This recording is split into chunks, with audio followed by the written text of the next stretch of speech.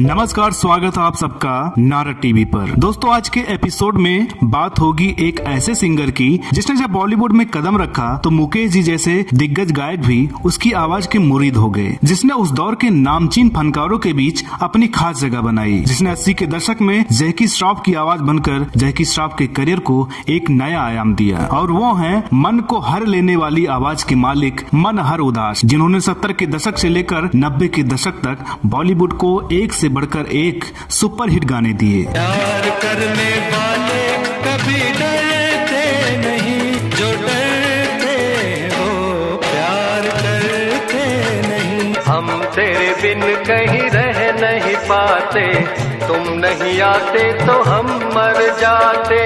तेरा नाम लिया, तुझे याद किया, इस दुनिया की नजरों से हमको दूर निकलना है। दुनिया बदलती है, मौसम बदलते हैं, लेकिन मेरे दिल को बदल नहीं पाओगे।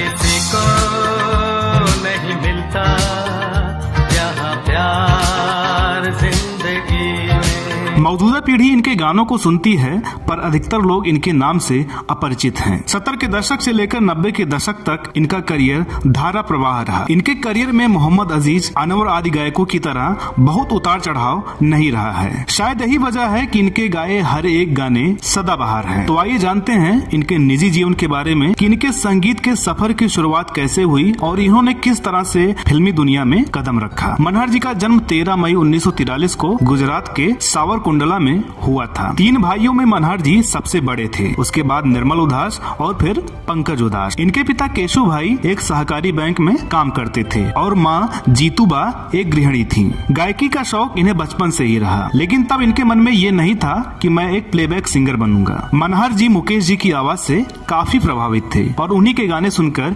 ये उसे गुनगुनाया करते थे। मुकेश जी के आवाज की छाप इनके आवाज पर भी पड़ी। शायद इसी वजह से मनहर जी के शुरुआती गीत मुकेश जी की आवाज से काफी मिलते जुलते हैं। जैतपुर की कमरीबाई हाई स्कूल में पढ़ाई करने के बाद मनहर जी ने मैकेनिकल इंजीनियरिंग की पढ़ाई पूरी की और इन्होंने क्रेलिको कंपनी में जॉब भी करना शुरू कर दिया, परंतु मन में संगीत का ज्वार उमड़ घुमड़ कर रहा था। 1964 में मनहर जी मुंबई चले आए, जहां इनका सहारा बने लोक साहित्य के ज्ञाता और इनके बहनोई मनुबाई गढ़वी। 1965 में कसुम बिनो रंग नाम की एक गुजराती फिल्म बन रही थी। कल्याण जी आनंद जी उस फिल्म के संगीतकार थे। इनके बहनोई मनु भाई ने मनहर उदास का परिचय कल्याण जी आनंद जी से करवाया। क्रेलिको में नौकरी करते मनहर की आवाज मुकेश जी की आवाज से काफी मिलती जुलती थी। गायन में रस घोलने वाली प्रतिभा को परखने और उन्हें तालीम देने की कल्याण जी आनंद जी की अपनी एक अलग रीत थी। उन्होंने अपने म्यूजिकल ग्रुप में मनहर को भी जगह दे दी। वो समय सरस्वती चंद्र और उपकार जैसी फिल्मों का था। मनहर उदास गीत के लिखे जाने से लेकर उसके रिकॉर्ड होने तक की सारी प्रक्रिया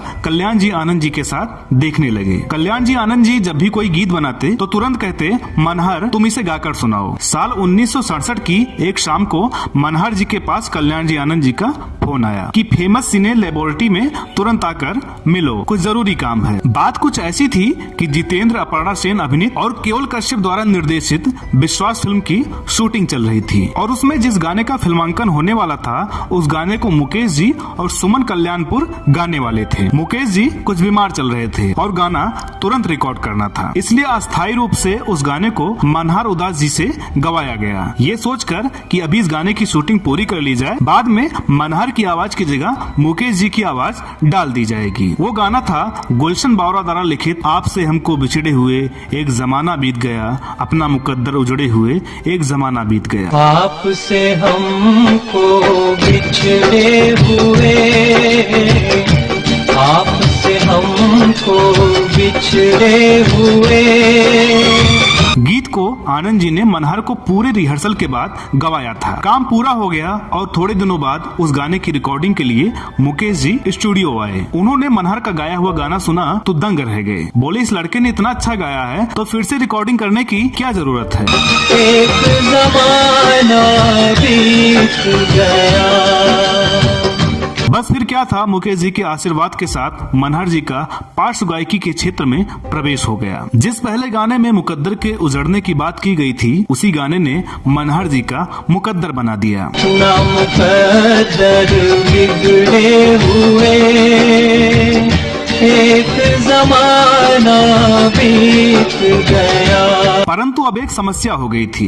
मुकेश जी की आवाज की समानता हो और मुकेश जी स्वयं पार्श्व गायन के क्षेत्र में सक्रिय हो, तो मनहर को ज्यादा मौके कहाँ मिलने वाले थे। लेकिन उस समय में भी कल्याण जी आनंद जी ने मनहर को उपकार में आई झूम के बसंत गाना गवाया। वहीं संगीतकार नौशाद साहब ने भी साथी में तुम न चाहो तो प्रभु श्लोक भी गवाया था। राजा साहब में किसी मेहरबा की नजर ढूंढते हैं, जौनी मेरा नाम में गोविंद बोलो हरि गोपाल बोलो के शुरुआती मुखड़े को कल्याण जी आनंद जी ने मनहर से ही गवाया था। एक कोरस सिंगर के तौर पर ही सही, लेकिन मनहर का करियर धीरे धीरे आगे बढ़ रहा था। उस दौरान 1967 की गुजराती फिल्म माड़ी मने कहवा दे में संगीतकार सुरेश कुमार ने भी बद्री कांचावाला की गजल जरा आंख मिचू तो छो तमे गवाया था। इस गुजराती गजल ने उनको श्रेष्ठ गुजराती फिल्म पार्श्व गायक का अवार्ड भी उसी बरस दिलवा दिया। उसके बाद गुजराती फिल्में जिगर अने अमी, ताना रीरी आदि ढेर सारी गुजराती फिल्में इनको ऑफर हुई और पॉलीडोर म्यूजिक कंपनी के साथ गुजराती एल्बम की भी शुरुआत हो गई। लेकिन हिंदी फिल्मों में उनका प्रवेश एक गीत की लोकप्रियता पर ही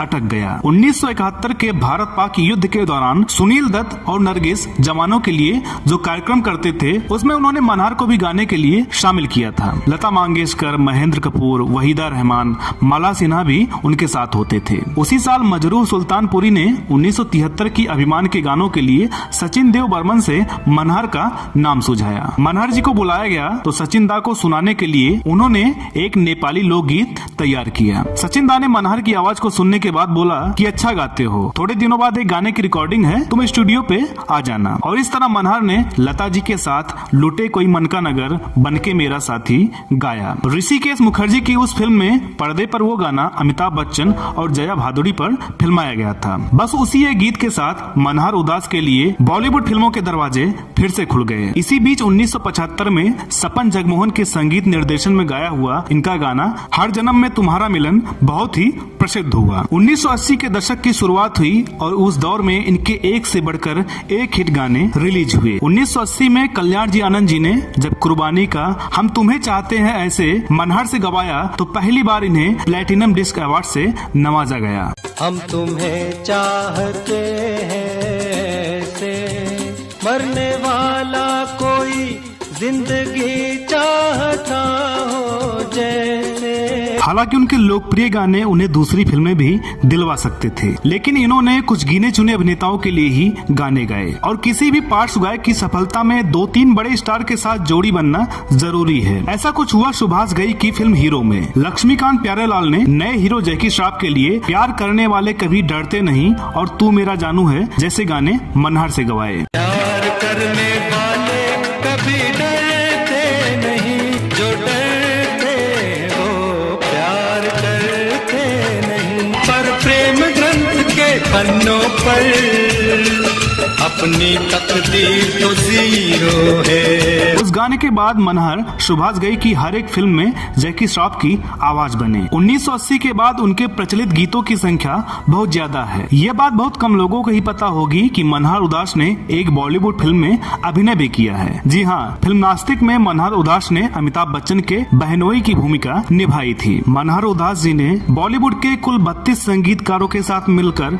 लगभग 140 से ज्यादा फिल्मों के लिए गाने गाए। साल 1986 में इनकी उर्दू में मेरी तमन्नाओं का नगर और गुजराती में आगमन जैसी गजलों का एल्बम रिलीज हुआ। अपने 25 गुजराती एल्बम्स में इन्होंने अपने खुद का संगीत दिया हुआ है। इन्होंने ग्रेट ग्राउंड्स नाम की अपनी एक म्यूजिक कंपनी भी शुरू की थी, जिसके माध्यम से इन्होंने सेंटीमेंट नाम का एक गजल एल्बम भी निकाला था। और शिरडी साईं बाबा को केंद्र में रखते हुए इनके 17 भजनों का एक एल्बम भी रिलीज हुआ था। बात करें इनके निजी जिंदगी की तो इन्होंने भावनगर के मीनाक्षी वेन से शादी की थी, जिनसे इनकी 2 बेटियां हुई, मानसी और तनुश्री। मनोहर उदास ने अंतिम बार बॉलीवुड के लिए फिल्म हद के लिए अपनी आवाज दी थी, जो कि 2001 में रिलीज हुई थी, जिसमें विजू शाह का संगीत था। फयाज अहमद, ताज अहमद, लक्ष्मण प्रसाद जयपुर वाले जैसे गुरुओं से इन्होंने संगीत की बारीकियां सीखी थी। 76 साल की उम्र में इनका संगीत के प्रति लगाव जस का तस